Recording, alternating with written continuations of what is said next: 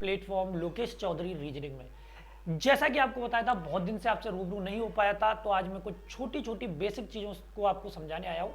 तो बिल्कुल जिन विद्यार्थी जो हैं, जो कंपटीशन की तैयारी कर रहे हैं, स्पेशली जो रीजनिंग पढ़ना चाहते हैं, वो मेरे चैनल से जरूर जुड़े और ज़्यादा से ज़्यादा इसको शेयर करें। आज मैं आपको यहाँ पे बताने वाला हूँ कैलेंडर से रिलेटेड कुछ बेसिक चीज़ें।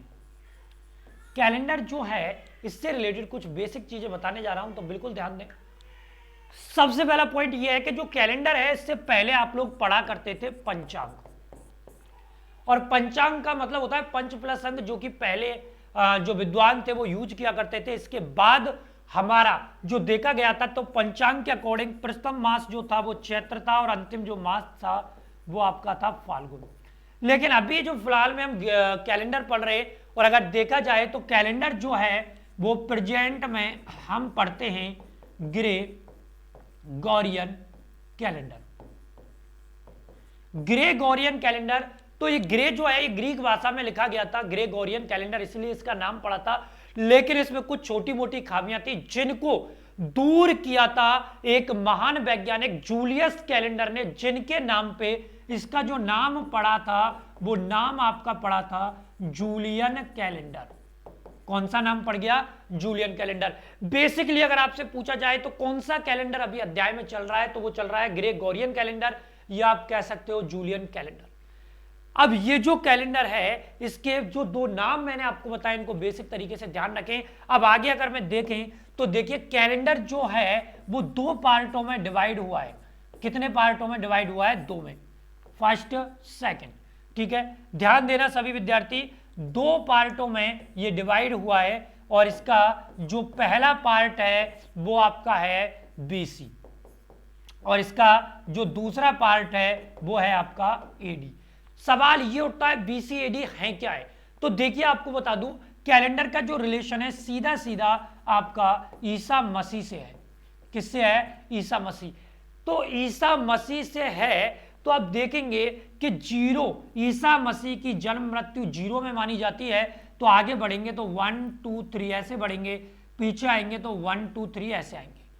ठीक है ना, ऐसे आएंगे। और अगर हम देखा जाए तो बीसी जो है इसका मतलब होता है, बी का मतलब आपका होता है बिफोर, और सी का मतलब आपका होता है क्राइस्ट।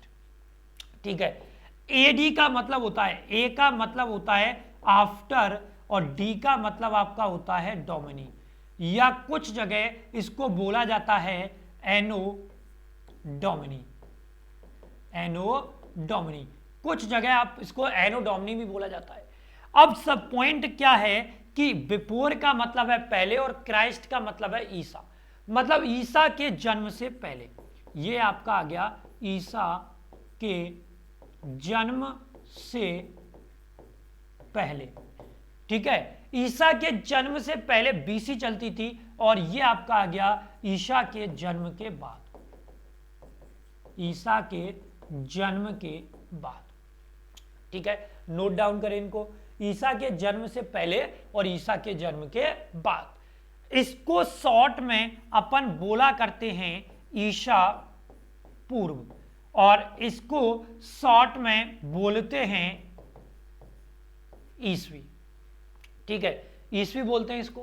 कैलेंडर के दो पार्ट हो गए, बीसी एडी।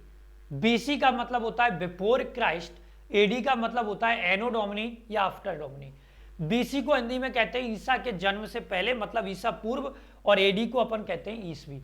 ध्यान रखें, बीसी जो थी वो आपकी उल्टी चला करती थी, और जो एडी है ये आपकी चलती है कैसे? सीधी। क्लियर? इसके बाद अगर मैं बेसिक जानकारी आपको देना चाहूं तो यहां बीसी का जो नाम है वो आपका थोड़ा सा चेंज कर दिया गया है, ये ध्यान रखना। बीसी का नाम आपका क्या कर दिया गया है? चेंज।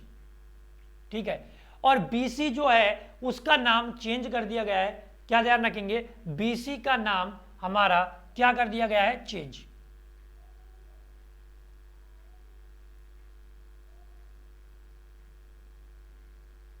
ये लीजिए, बीसी का नाम चेंज किया गया है, और इसका नाम रखा गया है बी, सी और ई। क्लियर? और एडी का नाम चेंज कर दिया गया है, और इसका नाम रखा गया है सीई।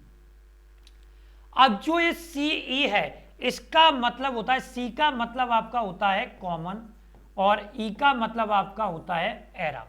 मतलब सी की फुल फॉर्म हो गई कॉमन एरा, उसी प्रकार बीसी की फुल फॉर्म हो गई, बी का मतलब है बिफोर, सी का मतलब आपने देखा ही है क्या है कॉमन, और ई का मतलब है आपका एरा। चलिए इसकी जानकारी जो मैंने आपको लिखाई है इनको आप नोट कर लें। कैलेंडर के दो पार्ट, बीसी एडी, बीसी मतलब बिफोर क्राइस्ट, एडी मतलब आफ्टर डोमिनी या एनो डोमिनी, ईसा के जन्म से पहले, ईसा पूर्व, ईसा के जन्म के बाद ईसवी। ये उल्टी चलती है, ये सीधी चलती है। इसको बीसी कहते हैं बिफोर कॉमन एरा, और इसको सी कहते हैं कॉमन एरा। क्लियर। इसके बाद अगर आगे बढ़े नेक्स्ट जानकारी की ओर, तो देखिए आपको बता दूं कि एडी जो है वो पहली एडी जब शुरू हुई थी तो फर्स्ट एडी मतलब पहली ईसवी जब आई थी आपकी, तो पहली ईसवी को आपका जो वार था वो आपका वार कौन सा था? सोमवार। ठीक है, फर्स्ट एडी को जो आपका वार था वो आपका वार था सोमवार, और इसीलिए इस सोमवार को सप्ताह का प्रथम वार माना जाता है। सप्ताह का प्रथम वार सोमवार माना जाता है।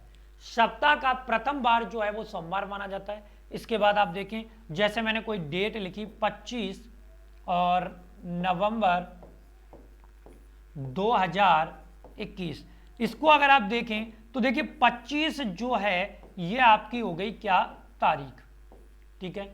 नवंबर जो है ये आपका हो गया माह, ध्यान रखना माह। 2021 की बात करें तो ये जो 21 है ये आपकी क्या हो गई वर्ष, और 20 जो है ये आपका हो गया शताब्दी। 20 जो है ये आपकी क्या हो गई शताब्दी,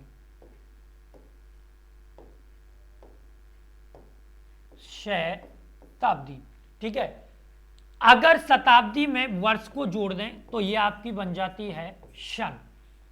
ठीक है, और शताब्दी से एक आगे आपकी चलती है सदी, और आपकी सदी चल रही है कौन सी? 21। ठीक है, फर्स्ट एडी को जो वार था वो सोमवार था, इसीलिए सप्ताह का जो प्रथम वार माना जाता है वो भी आपका कौन सा माना जाता है? सोमवार। इसके बाद प्रथम, ये तो तारीख हो गई, ये आपका माह हो गया, ये आपकी वर्ष हो गई, ये आपकी शताब्दी हो गई। ठीक है, शताब्दी और वर्ष को जोड़ेंगे तो क्या बन जाएगा? सन, और शताब्दी से एक आगे आपकी क्या चलती है? सदी।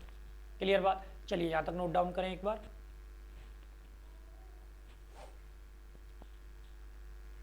कर लिया सभी ने नोट डाउन? चलिए नेक्स्ट बात करते हैं। इसके बाद पॉइंट नंबर 3 की ओर बढ़ते हैं, जिसमें मैं आपको सिखाऊंगा वर्ष के बारे में। तो ये जो वर्ष होती है इसके बारे में मैं अगर बात करूं तो वर्ष दो टाइप की होती है आपकी। वर्ष कितने टाइप की होती है? दो। पहली जो वर्ष है वो आपकी होती है साधारण वर्ष, और दूसरी जो वर्ष होती है वो आपकी होती है लीप वर्ष, या इसको आप कह सकते हो